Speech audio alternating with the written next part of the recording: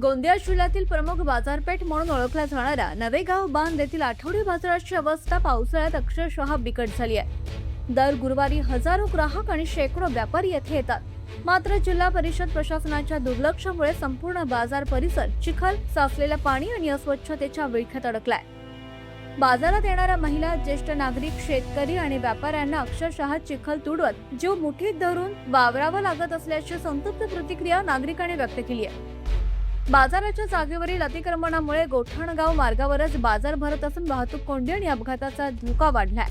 विशेष म्हणजे या बाजाराचा दरवर्षी लिलाव करून जिल्हा परिषद लाखो रुपयांचा महसूल गोळा करतं। मात्र रस्ते, नाल्या, पिण्याचं पाणी, स्वच्छता यांसारख्या मूलभूत सुविधांचा मात्र मागमूसही नसल्याचा आरोप नागरिकांनी केलाय। महसूल गोळा करण्यापुरतेच प्रशासन जागं होतं का? नागरिकांच्या हाल अपेष्टांची जबाबदारी नेमकी कोण घेणार? असा संतप्त सवाल आता सर्वसामान्य जनतेतून विचारला जातोय।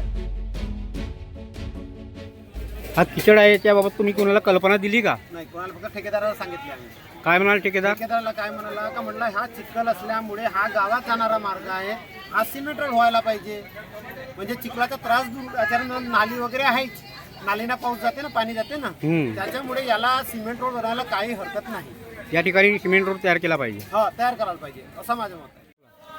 त्रास होत आहे ना जी चालायला, हे ह्या बाजार मार्केट बरोबर नाही आहे, स्वच्छता नाही आहे, सगळा किचड आहे रस्त्याला। दर गुरुवारला किचड राहते का इथं? हो, दर गुरुवारला किचड राहते। अच्छा।